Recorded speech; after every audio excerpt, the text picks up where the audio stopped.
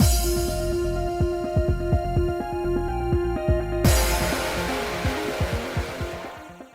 guys, it's Spacey Sims, and we are back with more Chaos Child, just continuing Kazuki's route. And I was curious how long her route was gonna take, and I found somewhere it was about 3 hours. Because I did the same. I guess I found like when you try to Google it, videos come up, and like with Artemura's bad ending, it was like it showed the video took like 4 hours.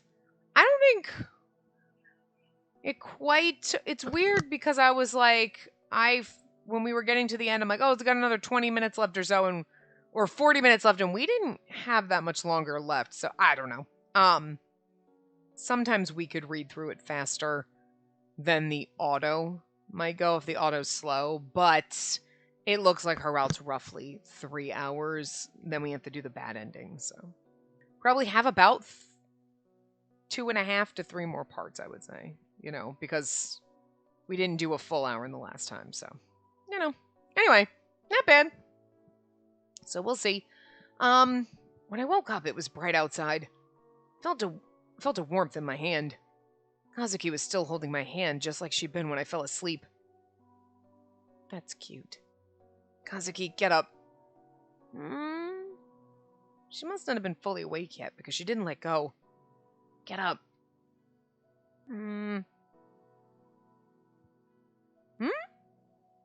She did a double take. She rubbed her eyes a few times, gawking at her hand in mine, then looked at my face, then back at her hand again. This is...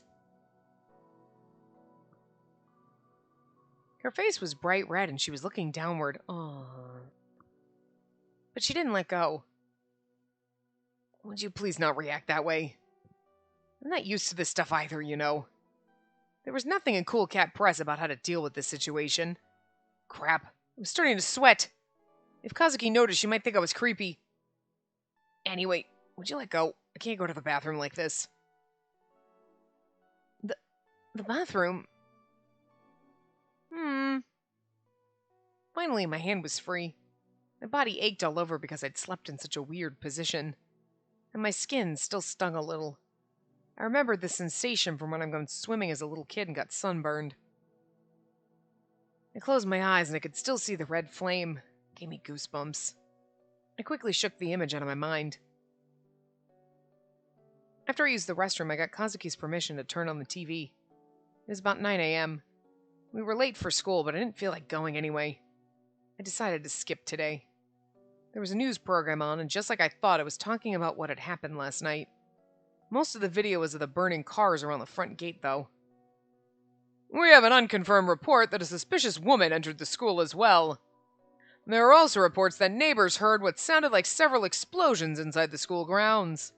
There were also bloodstains and a mysterious object found on the roof. Police are investigating a possible terror link. The mysterious object must be what Kazuki had called a portal device. That thing was still there? Would the police be okay? If they touched it, would they disappear like that woman? I took another look at my uniform. It had been too dark last night for me to see, but it was covered in blood. The blood had even soaked through to my undershirt. It made me feel sick just thinking about whose blood it was. I wanted to change, but of course there were no men's clothes in Kazuki's room. You could wear that fucking, like Adidas tracksuit back there.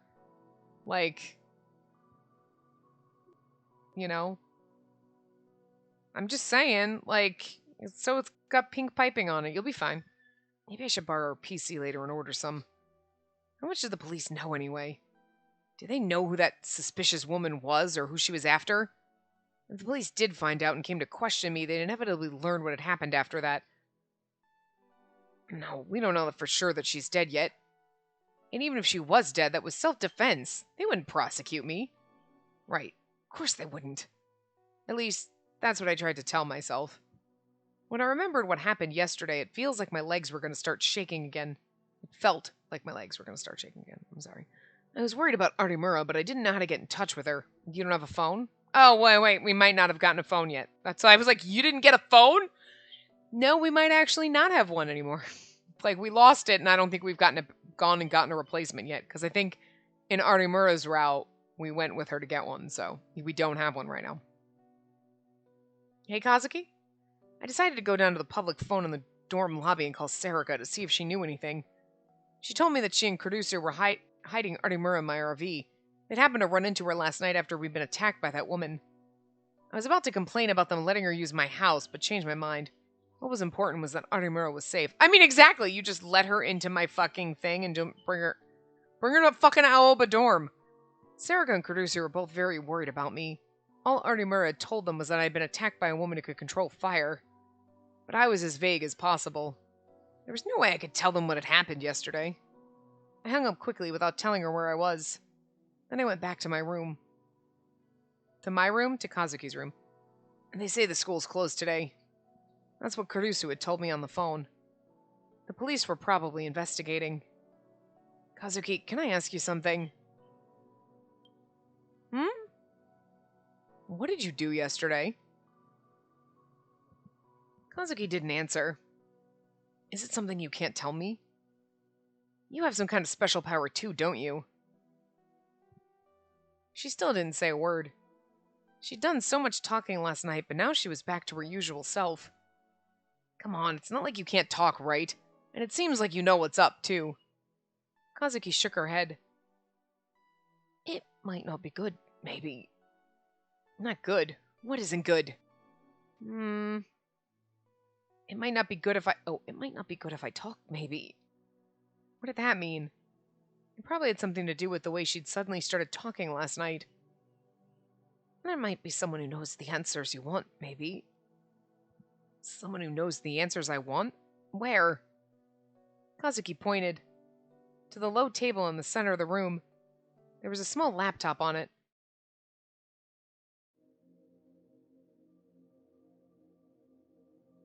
Oh.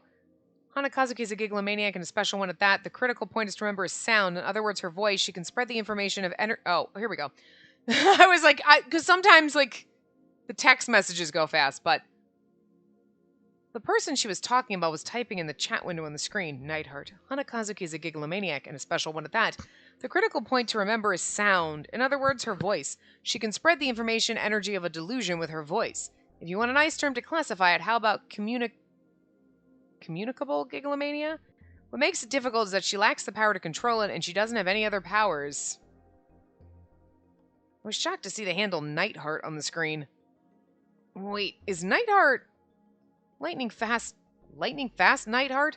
The one who sometimes went by Nightheart der Blitzschnell too? Can't read that. Anyway, the guy responsible for the ESP panic just before the earthquake 6 years ago?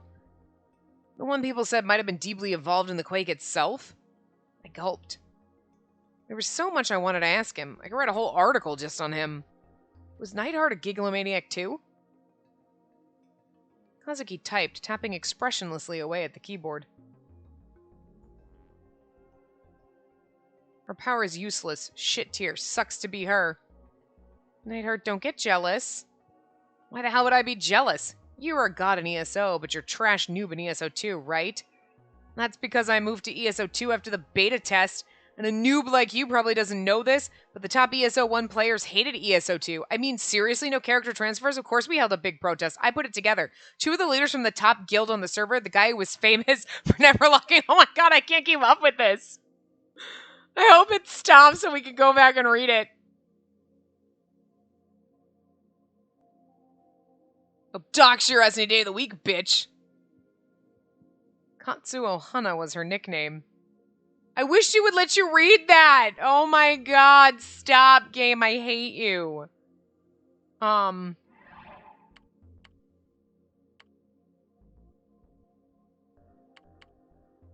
you can't go back. That's right. You can't go back in this fucking game. I hate that. I wanted to go back and be able to read all that shit, but you can't. It goes too fast.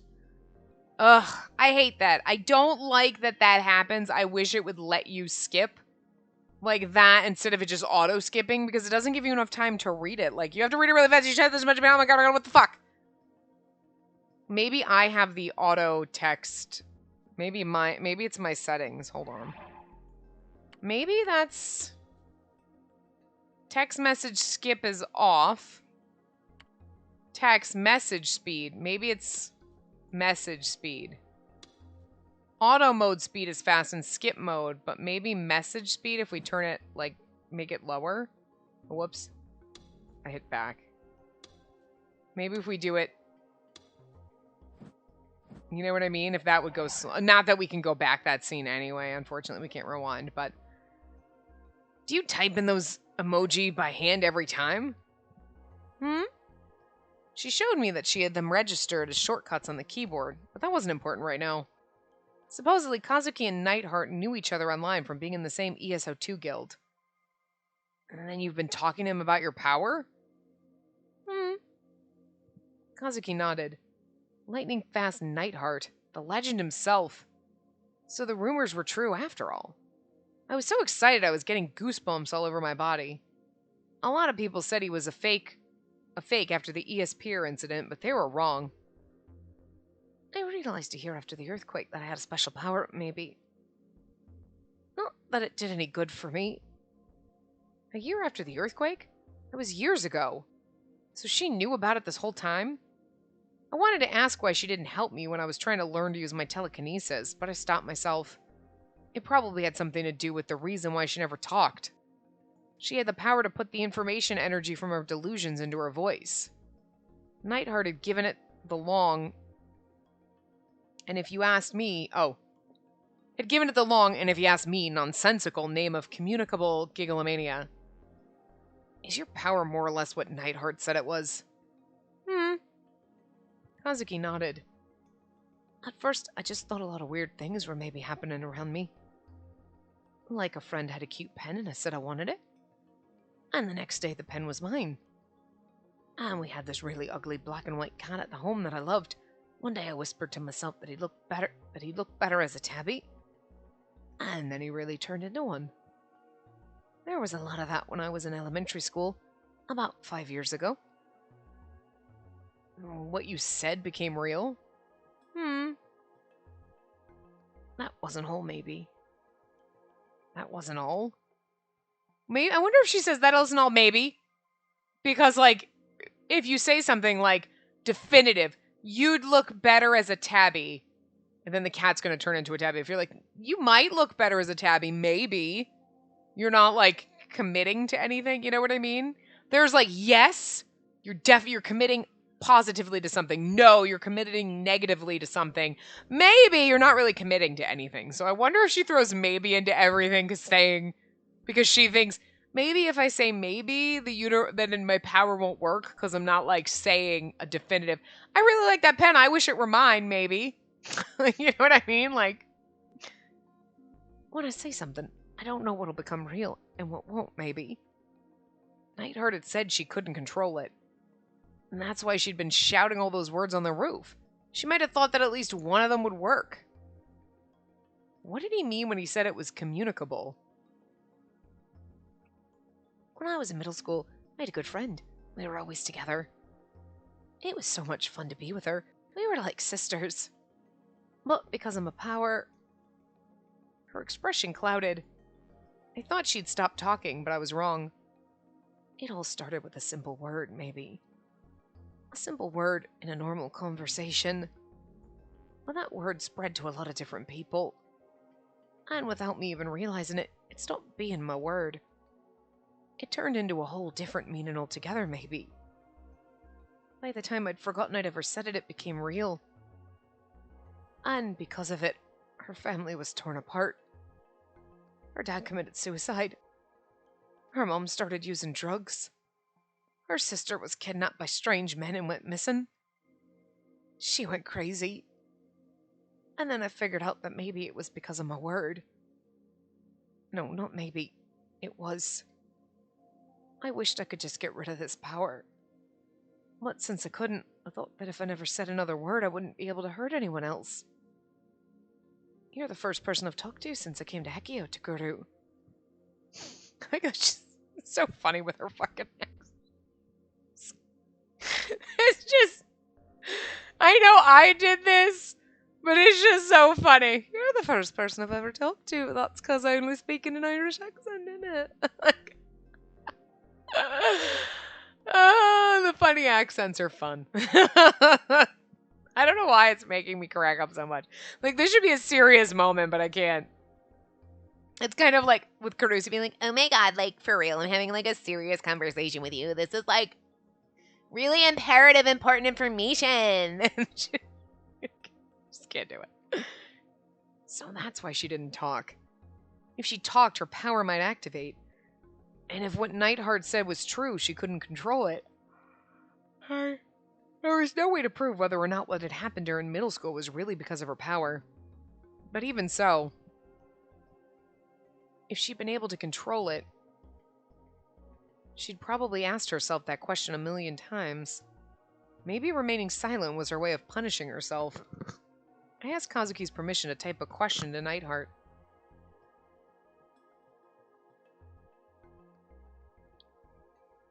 I moved to ESO2 after the war. I've been playing for longer than you, which makes me the okay, never mind. Why can't Kazuki control her power?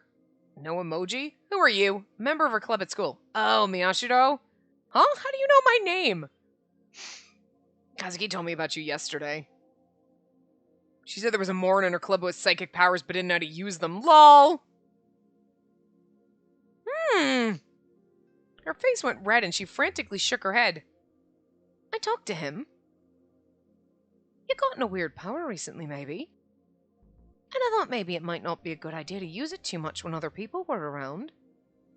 But I didn't call you a moron, maybe. I didn't call you a moron. Maybe. Maybe? I love that she said there was a moron. Why is it that Kazuki can't control her powers? That's just what I've gleaned from talking to her, but... Oh, what I'm about to tell you is top secret stuff. Don't go around repeating it. You know how you need shared idea to a real Buddha delusion, right? In my case, I choose a target to show the delusion, then plug the delusion directly into their mind. Sometimes that delusion involves sex, other times it involves sex. On other occasions, there was also sex. You can skip the jokes. I was serious! What's important is that you're plugging the delusion directly into the target's brain. That's what creates a clear mental image that can be shared. The clear image is what's needed for a successful real boot, but Kazuki can't do that. All Kazuki can do is spread the information energy from delusions via sound. Sound contains no visual information, which means the mental image itself becomes vague. It's a lot less reliable than implanting an image directly, just like it's hard to visualize an image based off a description, right? Of course, an otaku like me can do that easy as long as it has something to do with sex. But Kazuki's power is one other trait that makes it unique. When other people hear the sound, it echoes. That's why it's called communicable. It's just like a rumor. It grows and changes as it spreads, like a game of telephone. Imagine a guy giving a speech in front of a station that's her spreading the delusions at random to groups of people. Now imagine someone passing by her, hears that delusion and takes it to school and tells it to a friend there. Then let's say that person repeats it on someone else. The contents of the speech echo and expand. This is going too fast. In the same way, Kazuki's sound can spread even when she's not there. But even if it echoes, it's extremely rare for a real boot. Like I said before, delusions spread by sound are very vague. If the details are different, there's no shared image to be real booted. But once in a while, there's an extremely low probability that several people will imagine the exact same image when they hear a given word. When that happens, Kazuki's delusion is real booted. Oh my god. Whether she wants it to be or not. Oh my god. Even if it echoes, it's extremely rare for it to real boot. Like I said before, delusions spread by sound are very vague. And if the details are different, there's no shared image to be real booted. But once in a while, there's an extremely low probability that several people will imagine the exact same image when they hear a given word. When that happens, Kazuki's delusion is real booted, whether she wants it to be or not. Okay. So, like, it's based, that's what's communicable. So she says, like, something, other people hear, and then, like, you know what I mean? That's why she was screaming, like, thunder, fire, like, whatever, trying to get anything to real boot as long as somebody thought about the delusion, but. Okay. Wow. It's just, that goes too fast. I slowed it down. It doesn't work. So, but holy fucking shit. I hope you got that. I had to read it, like, at warp speed because it goes too fast. Like, even, like, but even if it echoes extremely refer to real blah, blah, blah, blah, like, I mean, I don't know if I could have read that in my head any faster. Probably, but Jesus Christ, that still goes too fast. That was a lot of information to take in. You're fucking telling me that! I tried as hard as I could to understand everything that Nightheart was saying. Oh. Oh, look, now, oh, sure. We're gonna rewind now. It's a lot less reliable than implanting an image directly. Just like it's hard to visualize an image just based off a description, right? Of course, an otaku like me can do that easy, as long as it's something to do with sex. This nerd has never touched a woman. But Kazuki's power is one other trait that makes it unique. When other people hear the sound, it echoes. That's why it's called communicable. It's just like a rumor. It grows and changes as it spreads, like a game of telephone. Imagine a guy giving a speech in front of a station. A rumor could, under certain circumstances, turn into a form of demagoguery capable of altering an entire society. So Kazuki's power was the same thing as that? That would explain why it wasn't safe for her to talk. It must have been a terrifying possibility to her. When Kazuki speaks, she has no way of knowing if there's an astronomically low chance two people somewhere will share the same mental image. It's all coincidence. So what about that ESO2 portal device? It was real booted last night when Kazuki spoke. Why a portal? Oh, so that story was you guys? Why a portal device? I just told you she can't control her power, right? Someone who heard it just happened to know about ESO2's portal devices, and it just happened to be real booted. That's all. It's just a coincidence. Of course, you could also say it's a coincidence that the other things she said weren't real booted. The second the woman was attacking us touched... Okay. Okay. I just told you can't control her power. Someone who heard it must have known about ESO2's portal devices, and it just happened to be real booted. That's all. It's just a coincidence. Of course, you could also say it's a coincidence that the other things she said weren't real booted, like a ladder, a fire truck. Nobody thought about that. The second the woman who was attacking us touched the portal... He could type the words like they were nothing at all, even though it was something neither Kazuki nor I wanted to accept. The second the woman who was attacking us touched the portal, she disappeared. Where do you think she went? Oh, you know, she's probably dead, right? That portal device was the one that got real booted, right?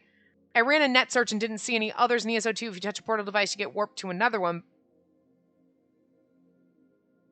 But if there's only one device, there's nowhere for her to warp to, right? She was probably transported to a dimensional rift or dissolved at the subatomic level. Wow. Like that. Oh, you know, she's probably dead, right? Like, this guy. He's probably a 12-year-old. No, I mean, he predicted the earthquake, so whatever, he's older than that. But the portal device was the only one that got real booted. Yeah, if you touch a portal device, you get warped to another one. So, okay, that's fucking hilarious. Oh, you know, she's probably dead, right? Like, the cold words appeared on the computer's LCD monitor. Kazuki and I both stared at them. She was dead. The woman was dead. Hearing it from an objective third party made me want to throw up. Of course, even if there were two portal devices, I don't think you'd actually be able to teleport between them. Basically, it only recreated its appearance. Oh, sorry, I gotta log off. Gotta go to Nippon Banshi and get me Mimi Yumi Ohara figure. Nippon Banshi, are you in Osaka? Sure, why not? Why so vague? I'm actually super busy these days running all around the world. I haven't been able to make it to Akihabara in a while. Actually, sucks. So today I'm having an otaku merchandise hunting party. Furthermore, I'll be the only one participating. Last night I was so excited I only got 2 hours of sleep. Actually, did you hear about the last EP of Gunbarrel being canceled? I know there's something going on. I just like reading these. I know there's something going on with that, like the staff got into a fight or something. My otaku sense is tingling. The Mimi figures are going to be in high demand real soon now. That's why I'm going to get them while I can. I can make a fortune reselling them. Anyway, you kids have fun, lol.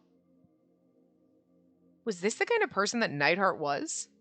I was a little disappointed, maybe. Disappointed, maybe. I'm disappointed, maybe.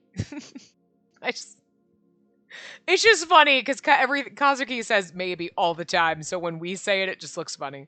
It's like we're copying her, but we're not. I can only see him on ESO2, maybe. So it may be a little hard to get a hold of him, maybe. He's usually there when I log in, though. It was a weekday, but he said he was going to Nippon Banshi. He also said he was traveling around the whole world. Both of these statements seem like lies. Who was he really? I didn't get to ask him about what happened 6 years ago either.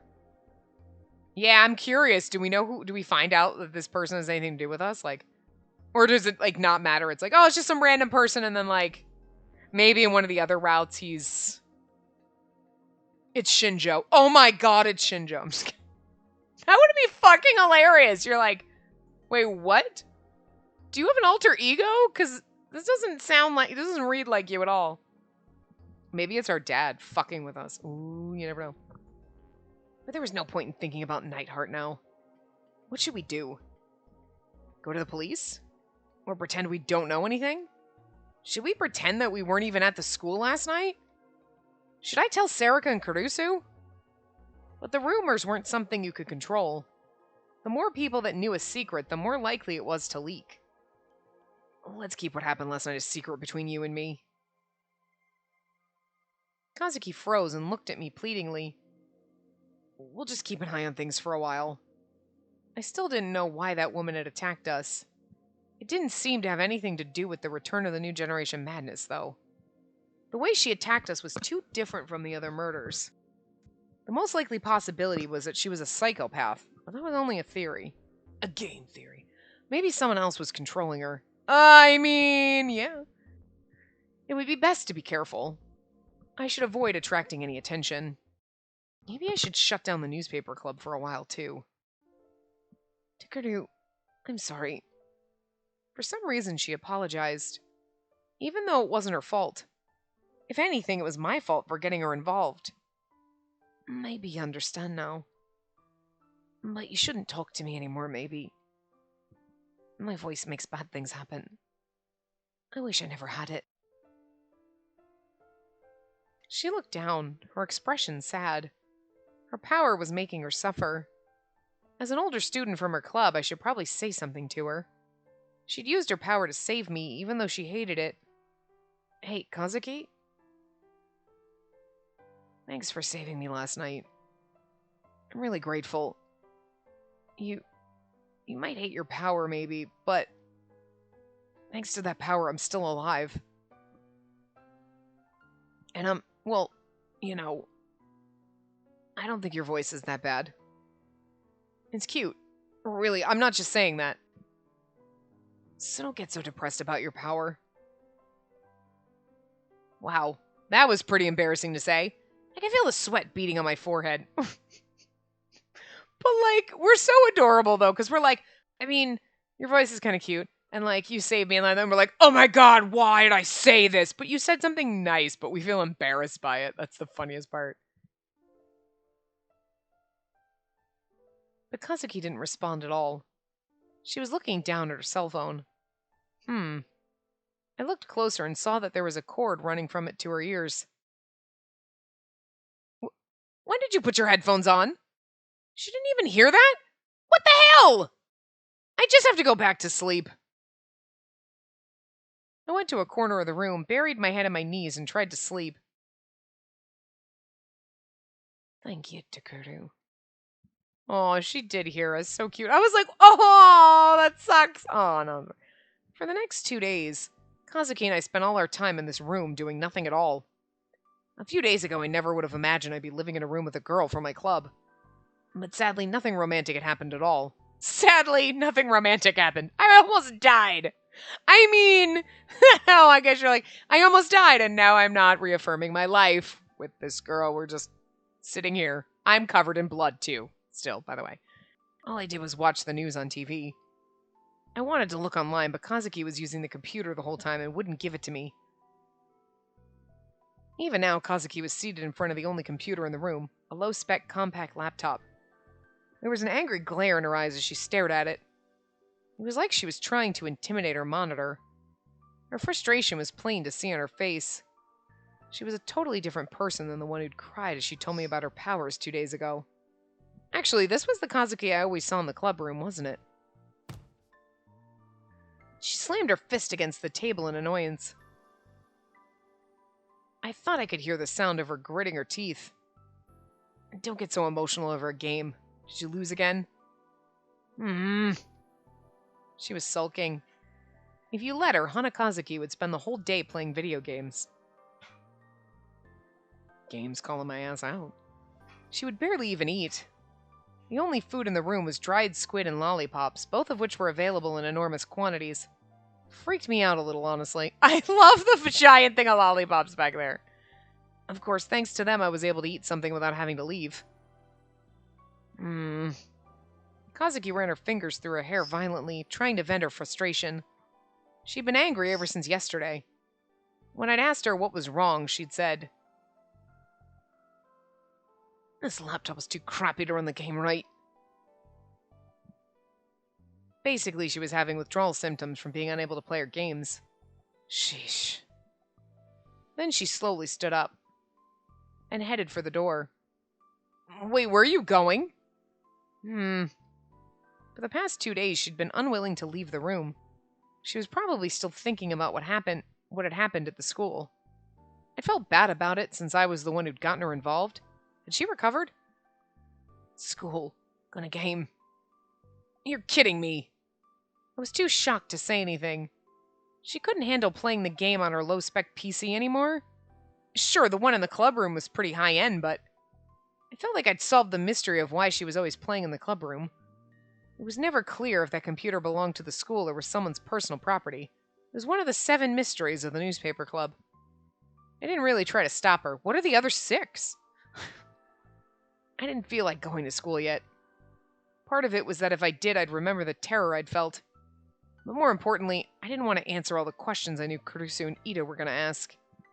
And that was why I'd spent the last 2 days cooped up in this room. No one knew I was here right now. I've been getting calls from Sarika and Kurusu all day since yesterday, but I'd ignore them all. How are you getting calls? You don't have a cell phone.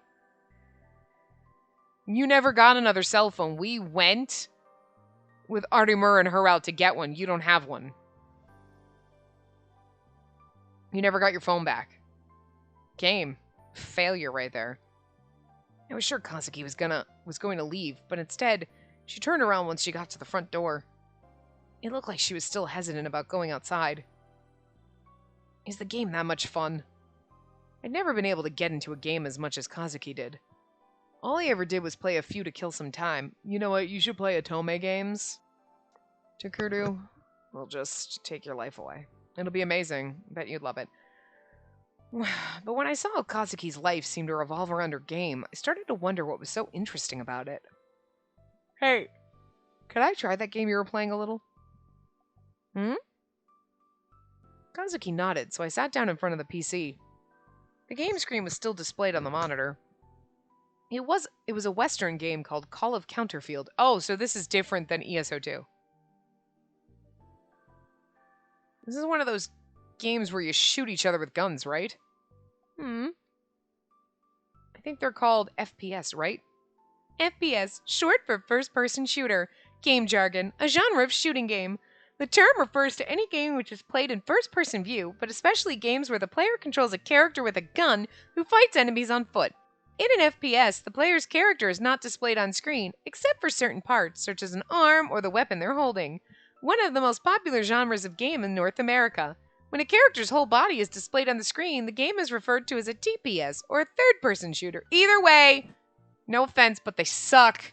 And you know what? It's great if that's the kind of game you like, but fucking game developers should just localize more Otome games, which we're getting, thank God, and like do more visual novels and shit for losers like me who don't like shooting games and suck at those, or like, you know, games where you actually have to do strategy and do any kind of battle things, or like, you know, platformer games where you have to like jump into, because I'm not coordinated. I can barely remember which buttons to push to advance text, okay? I just want like basically choose your own adventure games, which is basically a visual novel or an Otome game where I am just like, pick a choice, and I died. Okay, I can't even play these right. But this is all I want. I just want visual novel games, but mostly Otome games, because visual novel games still tend to be male gazy. They seem to be where a dude and then there's girls with big boobs, and it's like, I need more Otome games because I want to romance hot dudes. Unless I'm playing a game where I'm a dude romancing hot dudes. Then I'm okay with that too. I can do that. But like, you know, I'm just saying, whatever. Why are you throwing all your peanuts all over? Anyway. How do I control it? Kazuki sighed a little and came over to me. Put your hand on the mouse. She moved my hand to the mouse. My hand was on top of the mouse and Kazuki's hand was on top of mine. Cute. She was so close. She was right on top of me. I used the WASD keys on the keyboard to move, shift to dash, J to throw grenades. I was too focused on Kazuki to listen to what she was saying. Okay, try it, maybe. Kazuki started the game without me. I was placed into a lobby while the game matched me with someone else, but only for a second before it threw me right in the middle of a match. What's going on? I was so caught off guard that I panicked a little. And when I moved, the screen was jerky. It was really hard to control. Even if I found someone to try and shoot, they'd shoot me first and I'd die. I ended the game with 0 kills and 31 deaths. That's worse than me. That is literally worse than me. I probably would have, stopped after 2, but that was not good. I don't know how Kazuki managed to play when the screen was this jerky. The computer specs weren't nearly good enough. Felt like I understood why she was so stressed out. Dickerdu, you suck, maybe. I'm a beginner and the screen's really jerky. And I couldn't stop thinking about what was touching my arm, so I couldn't concentrate. She kept whispering, not that way, dummy, no, and not there in my ear, too. Not that way, dummy, no, not there. She wasn't saying it sexy like that, but... And your hand's been on top of mine the whole time. Kazuki's right hand had been on top of mine during the whole game.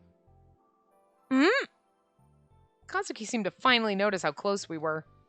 She was right next to me, so close I could feel her breathing. Her eyes went wide and her face flushed red. Also, he's like, what's touching my arm? I'm gonna guess her boobs. Because they're big. Her breath tickled my cheek. Neither of us had showered in 2 days, so I could smell the sweat on her body. We were close enough to kiss. Cool Cat Press would tell me that this was a sign it was okay to push her down. And we were alone in her room. I couldn't take my eyes off her soft lips. This was bad. I didn't know what was going on, but this had to be bad. Kazuki... They're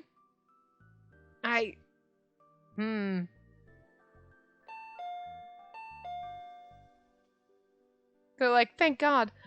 We haven't taken a shower. I guess she doesn't have a bathroom in her room. It's like the student dorms, you could have taken a shower. But you're also covered in that woman's blood for days. Seriously? Have we not talked about that? That's gross. Suddenly, the intercom rang. I came back to my senses and leapt away from Kazuki. That scared me. But it saved me, too. If it hadn't interrupted, I might have put my hands on Kazuki.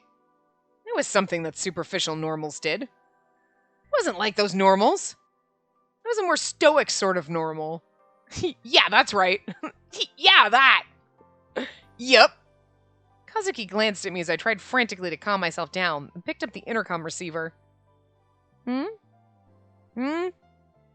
Wait, she didn't talk on the intercom either? How is she supposed to communicate with anyone? Kazuki slowly put down the receiver. It looked like she'd managed to communicate with them. She turned to me and looked like something was troubling her. No, it's okay to talk. Please talk, actually. No-no's here. Maybe. That's right, just talk normally. It'll take more than a word or two to doom me. Huh? No was here? Well, that doomed you. I was doomed! I love that. Please talk. No-no's here, maybe. It'll take more than a word to doom me. She just said the word that dooms you, exactly that. Wait. No. Fuck, I'm doomed. Beautiful. That is fucking amazing. Props. Bravo. Bravo for that game. Great job. That was good. Why would Kurusu visit Kazuki's room? Of course, there was only one reason. You weren't at school. You weren't at your RV. You weren't at the dorm or at Sarika's place or at Ito's place. Which means that this would be my next choice. You don't have a lot of friends, so I can't imagine who you'd go to that wasn't in the newspaper club. I never honestly believe I'd find you here in Kazuki's room, though. I was relieved to see that Kurusu looked healthy. I probably didn't have to worry about her knife wound anymore. But she was mad. This was the extra mad version of Kurusu. I knew it was my own fault for calling Sarika once on Tuesday morning and then ignoring everyone's calls. I wanted to run away if I could. So are you willing to talk about this? First, what are you doing in Kazuki's room? And that's where she wanted to start. He's like, clearly not what you think because we're fully dressed and I'm covered in blood still, and we smell. She didn't care about what happened when I was attacked by the pyrokinetic. Chikuru, answer me. It just kind of turned out that way. Does it have something to do with what happened Monday? Kazuki and I both nodded at the same time. I see. But do you really think it's appropriate for a high school boy to stay in a girl's room for 3 whole days? Good point. You could tell she was the student council president. You didn't think it would bother Kazuki? Well... Kazuki shook her head. She was embarrassed for some reason. Evidently, she hadn't thought it was a bother. Really? You're not just saying that because he's older than you. Kazuki kept shaking her head. She seemed to have no intention of talking. Are you two maybe, are you dating? Is that it? Oh, that was me. We both Kazuki and I shook our heads as hard as we could. I mean, well, I could understand where she'd gotten that idea. I see. For some reason, Kurusu looked a little relieved. Hey, we want to date Kazuki, though, maybe. We dated Arimura, though we ended up dead, but still. Takuru, you're okay now, right? By okay, she probably meant what happened Monday.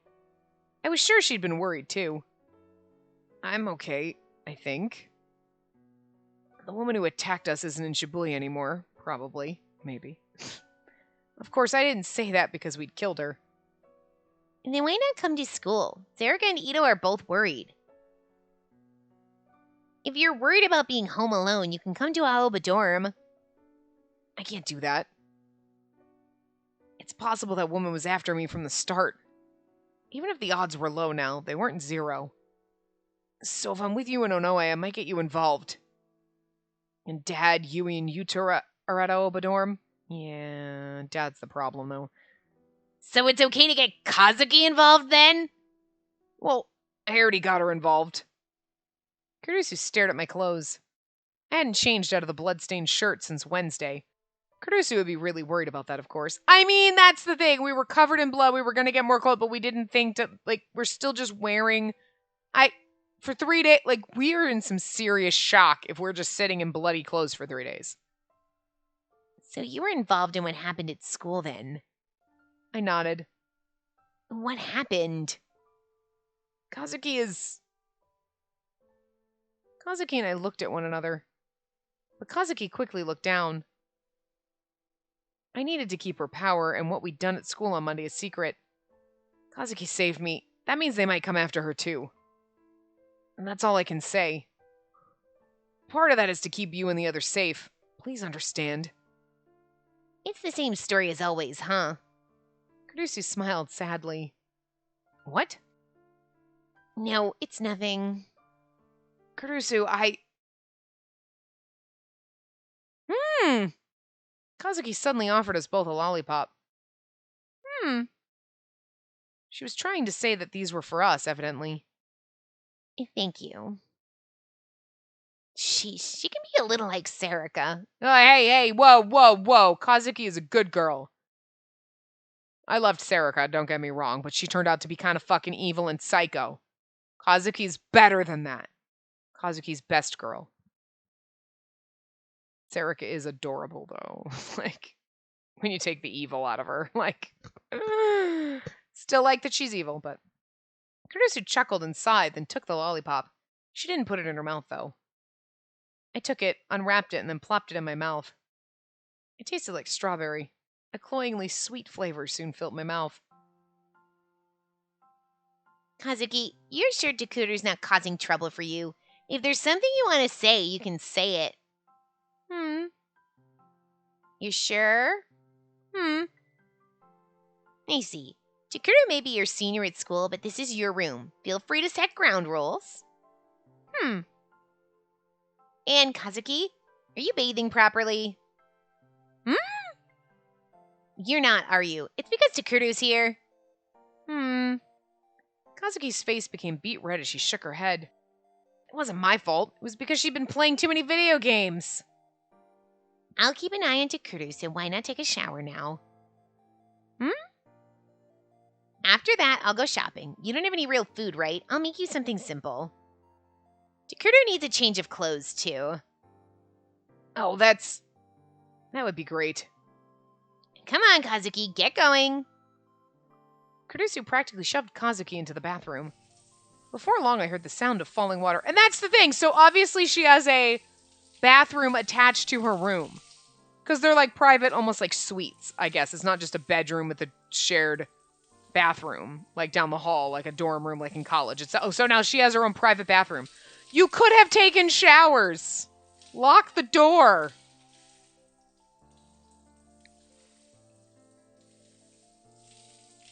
This was awkward. It was awkward enough being here with Kurusu, but I could hear almost every sound Kazuki made as she showered. Has Kazuki opened up to you, I wonder? Maybe not that way, if that... No, God, Kurusu, that's perverted. Stop it. She's not like Sarika. She puts up walls with everyone. Sometimes when I see her, I wonder if inviting her to join the newspaper club is a good idea. Come to think of it, you were the one who brought her into the club. Yeah, a few days after the school year started. The wind was blowing really hard that day. She was carrying a huge pile of handouts, and the wind caught them and blew them away. So I helped her pick them up. But she doesn't talk at all, you know? So I was worried about her and went with her to the teacher's office. And then since Kazuki couldn't talk, the teacher started asking her to do all this other stuff. I got upset at how Kazuki couldn't refuse and interrupted them. And then later I said if she wasn't in a club, she might try the newspaper club. She looked like a quiet girl, so I thought maybe she wouldn't want to be in a club. Then when she suddenly showed up several days later, I was surprised. So that's how it happened. It was just like Kurusu. She fucking moms everyone. Look, don't get me wrong, there's benefits to her character, and I don't dislike her. She's not my favorite, she's my least favorite. But, like, I appreciate her character and how she moms everyone, but I also just be like, I don't want to romance her because, like, weird. She's like our mom. That's a little grody. Like, I don't, you know what I mean? Like, I'm just in the, like, okay, Kazuki, okay, Artemura. I mean, like, if you wanted to date Sarika, I guess, okay, even though she's too much like our bro sister. Like, she's like a bro and like our sister, but like Kazuki, like Kurusu's like our mom, and I just, it's weird to be like, let's go and let me romance her. Can we not though? That makes me feel weird. They just make her too, like, everyone else tries to protect us and help us, but there are friends trying to protect us and help us and whatever. Or, like, and we bond because we have the shared experience. But, like, with Kurusu, it's like, I know better than you, even though we're the same age, but it's like she's literally, like, it's like she's 20 years older than us and knows everything because she's been around the block. Like, I just don't find that attractive. I don't think I'd want to date someone who was just like, oh, you don't know anything, sweetie. It's because you're too dumb. Oh, it's okay. I'll protect you. Okay, you know what? I'll do this for you. You can. No. I'll fold the laundry for you because you can. It's like we're fucking incompetent. Like, when she's around. Like, that's the way she treats us. And it's like, that's her character, but it's not attractive. And that's why I have a problem with the whole, like, you want to be in, like, love with her? Weird. No, please don't do that. Because that's like, because I have a problem as a woman who plays games as, like, Otome games where, like, oh, the men folk have to do things for you because you're too dumb to function sometimes. And now we're a man in a game who's too dumb to function because Kurusu's got to do... I mean, we're not, but she acts like that, and it's like, do not treat me like I'm stupid and incompetent. Like, but she does. She knows we're not, but she's still gonna... Like, it's just... It's a weird dynamic, and it's a turn off. So, like... That's why I can't think of her that way. Like, I appreciate her character and what they did and the development they did for her. But, like, no, don't try to make me think that this is some kind of sexy shit. And I'm like, yeah, I love it. Ew. Gross. It's like wanting to date your mom or your grandma. Ugh. Anyway. But I never know what she's thinking. I know what she's thinking. I hit the wrong button. Though I still wonder if she only joined the newspaper club because I told her to. She's there every day, so I don't think... Oh, that's me. She's there every day, so I don't think she hates it. Her main reason was probably to play video games. But now I knew why Kurusu was more concerned about Kazuki than anyone else in the club. I think Kazuki's, grateful to you. Well, I don't know for sure, but... I was mumbling and stumbling over my words because it felt kind of like I was talking about myself. Take care of Kazuki, okay? Be your friend. I know. We're in the same club after all. She really was nosy. That was why everybody counted on her so much at the student council as the student council president. And then the door to the bathroom opened and Kazuki came tumbling out. I like that she's wearing different clothes. Look at her. She's so cute. That That girl, that is tight. She's, like, those boobs are huge. Like, look at her. Like, good fucking God. Oh. That was fast. It hasn't even been 5 minutes, has it? Did you wash your hair? Her hair was a little wet, and her cheeks were a little flush from the hot shower. I could smell the pleasant scent of shampoo. Why did she look a little cuter than usual now that she was out of the shower? Come on, dry your hair properly. She moms everyone! Oh my God, this is adorable, though. Like, it's actually really cute CG. But she moms everyone. Like, dry your hair, let me wash your hair. Like, why? That's not attractive. Like, it's attractive if you're looking for a mom, but not as someone you want to date. I don't know. Maybe it's attractive to men. Like, yeah. Because you're thinking of her being a mom to your kids or some shit, but she's momming you. That's weird. Like, I don't, why would you want to stick your dick in that? Like, I don't get it. I don't don't know. Kurusu smiled gently and started to dry Kazuki's hair with a towel. I mean, she's kind of a pain in the ass. It's amusing sometimes, but sometimes it's like, you're too much, Kurusu. You need to leave. You didn't need to get out so quickly. Kazuki fidgeted as she let Kurusu dry her hair. She looks so cute in the CG, though. Kazuki, not Kurusu. Kurusu looks normal, but Kazuki looks adorable. And then, her stomach rumbled. Both Kurusu and I burst out laughing. You're hungry, huh? Okay, I gotta go get some clothes for Takuru. I was gonna say Taku. But she said Takuru, so. For Takuru, I'll do some shopping while I'm out. Is there something you want to eat? Anything's okay, right? For some reason, Kazuki got on the ground and bowed in gratitude. She's so cute. About an hour later, Kurusu came back and made us a simple meal. The table was lined up with fried ginger pork, tofu and onion miso soup, and a spinach salad. She made fried ginger pork. That's a simple meal? That just seems very complicated to me. Here's some ramen that you add hot water to. That's a simple meal. I use some really simple recipes, so I can't guarantee it'll be good. But I knew exactly how good at cooking Kurusu was. Until recently, she'd cooked for me every day. And Kurusu was best at simple dishes like these. She'd made several of them in the blink of an eye. She'd make several in the blink.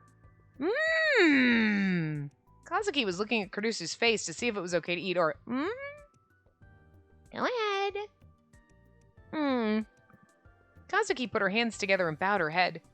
She might not say anything, but she had good table manners. She took a bite of the ginger pork. After just one bite, her face broke out into a grin.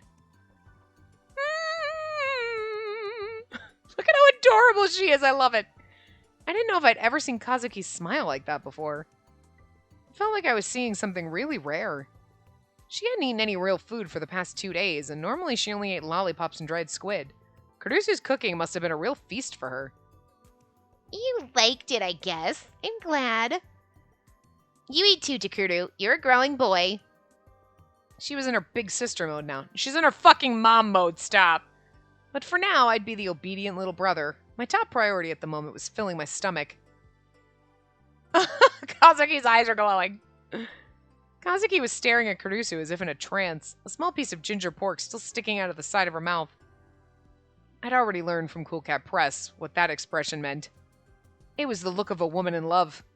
Wait, did Kazuki like girls? No. There was no way. She was probably just looking up to Kurusu because she was older. Oh no, we can't date Kazuki. Oh, there goes all my hopes and dreams. Was it Sarah? Was it Sariko who had told me that girls in puberty were like that a lot? Kazuki, stop spacing out and chew your food. She's in love because she's like, I'm in love with you for cooking me this food. But it's not the same kind of like, I'm in love with you. Like, it's not the same. And get your elbows off the table. It's bad manners. Hey, Kurusu. Kazuki's grateful to you for asking her to join the newspaper club. I've been with her the whole time over the past 3 days. And finally I was starting to feel like I understood her. The disaster struck Shibuya 2 days after that. The disaster? The two of us were watching the afternoon news when they suddenly switched to a live broadcast near Shibuya Station. A young female reporter was leading a cameraman up the twisty, thin street that ran from the station to Dogonzaka. The text on the screen said, "Mysterious object appears in Shibuya. What is it?" Oh no. Oh no, it's another portal! I'm here on the street that's a 3-minute... Oh no, that's supposed to be... he's the anchorman. She's like, I'm here on a street that's the 3-minute walk from Shibuya Station. Look at this mysterious object! The reporter pointed to a 1-meter-tall object that was floating at the end of the street. Both Kazuki and I recognized it at once. We'd seen it ourselves just a few days before. A portal device. Kazuki looked shocked. Her gaze was frozen on the TV screen. What was going on? There was no way the portal device could be on the street near the station. We'd seen it on top of the school. And this object was discovered after an anonymous call this morning. The young reporter moved in front of the device and continued to speak. Oh, she's gonna die. The police, after a thorough investigation, have blockaded the area. Wow, I can't read it. Blockaded the area. The police say it might be a bomb. But it seems very pretty, don't you think? It's glowing with this strange, dreamy light. I'd love to see what it looks like at night. Personally, it's kind of night right now. What's particularly odd is that there doesn't seem to be anything supporting it. It appears to be floating in air. How does it do that? Hey, what's that?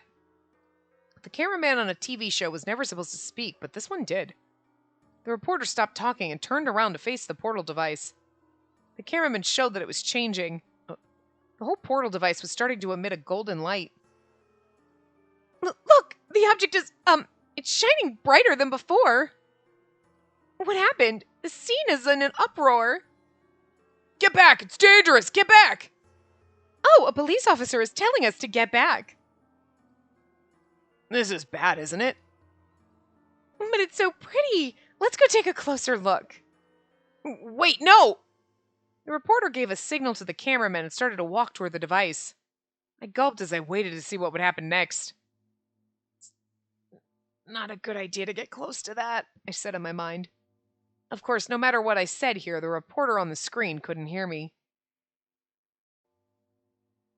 What do you suppose is making it shine like that? When you look closer, you can see tiny particles of light swirling around it. It's like art.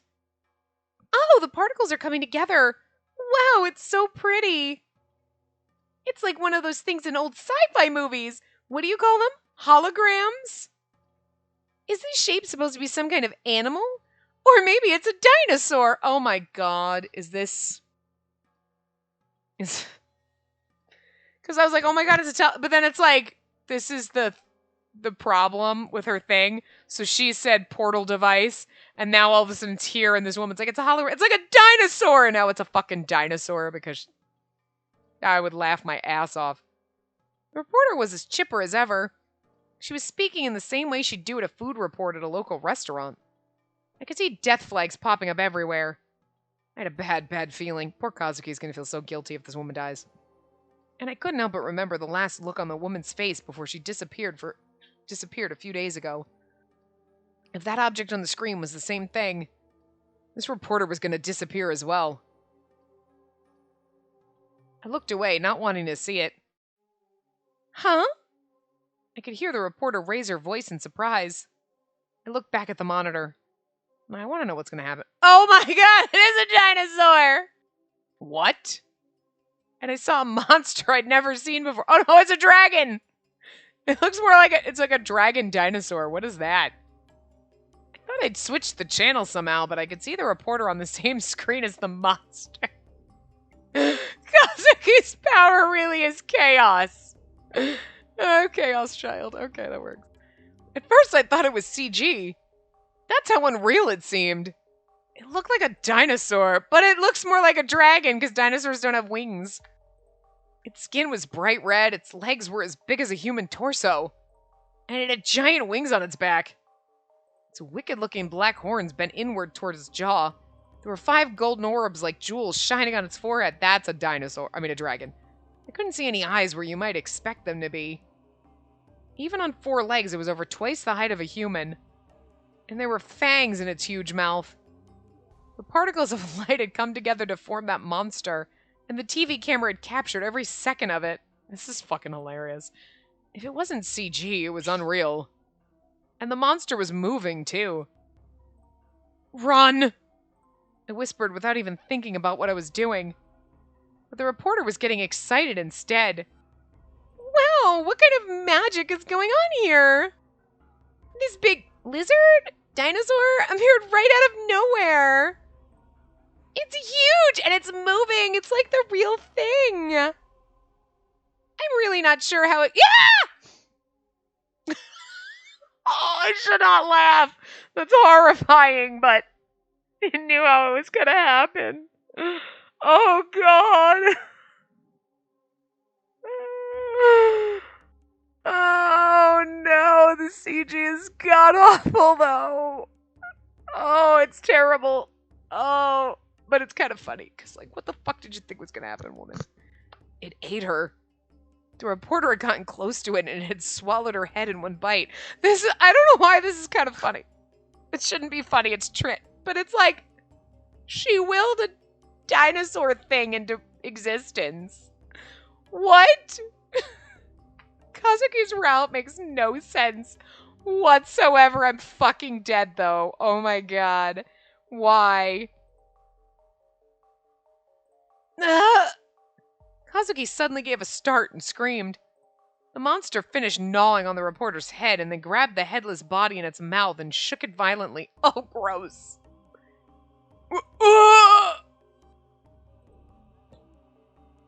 The cameraman screamed and the video shook violently too. He must have thrown down the camera and ran. The image was a fixed shot of the monster's legs and a bloody head lying on the ground. And then...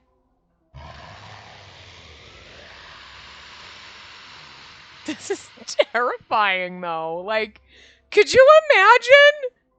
The monster roared. This was the day that Spacey decided to venture into town instead of staying in her goddamn house, and she got eaten by a dinosaur thing. Fuck. Its thick legs started to move. We were overtime, but it kicked the woman's head away.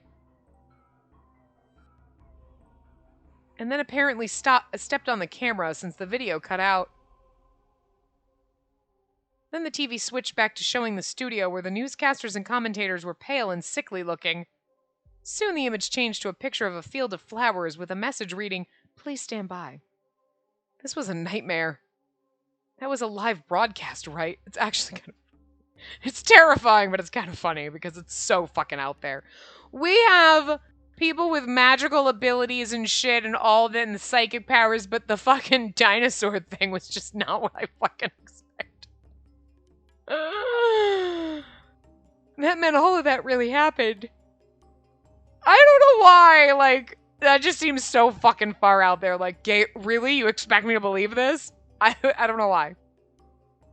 Kazuki was covering her mouth with her hands and shaking. Her eyes were fixed on the TV screen. I feel bad for her, because she did this. What was that? Kazuki slowly turned toward me. But she was too shocked to speak. What was that? I ran over to her and started to shake her shoulders. She forced out the words with tears in her eyes. A flameheart dragon, maybe. It's a monster for me, so too. It's a rare monster, but you see it in the start of the game, so every ESO2 player knows it, maybe. That means...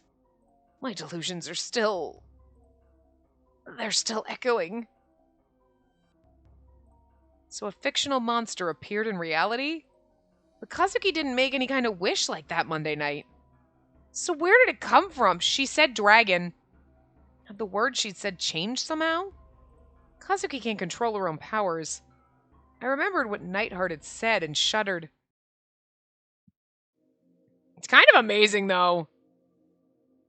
Okay, good. We're not gonna, like, go through his conversations, because I don't want to have him talk. We're gonna end here, but holy fuck. She did say dragon. So all of those things, like, that person, the portal device showed up because somebody else that she was screaming to knew what a portal device was, right? Either that or Nightheart is the one that's doing it. Because when she said that, so there was an ESO2 player there, right? That thought of the portal device, but he is capable of making his shit real, right? Oh, as long as it involves sex. But maybe he did it. Maybe it wasn't her. You know what I mean? Maybe it wasn't her delusion. That first one was, obviously. And that's where the conversation came up. Oh, it's a portal device, whatever. And then he's like, haha. Now I can cause some chaos and shit in real life. You know. Because, like, no one believed him about the earthquake or whatever. I don't know. You know what? I mean, yes, it makes sense that it'd be her delusion spiraling out of control. Because she did say dragon. So then someone else is thinking about a dragon and is, like, thinking about the ESO2 dragon because it's the same person that thought of the portal device. And then all of a sudden, there it is. You know what I mean? But, because she did say dragon. But I'm wondering if it's Nightheart. Could be either. I don't know. We'll find out. We'll find out. We'll figure it out or find out or find out. Whatever. In the next part or after that. Whatever. I will see you guys next time. Remember to give the video a big thumbs up and subscribe to see more.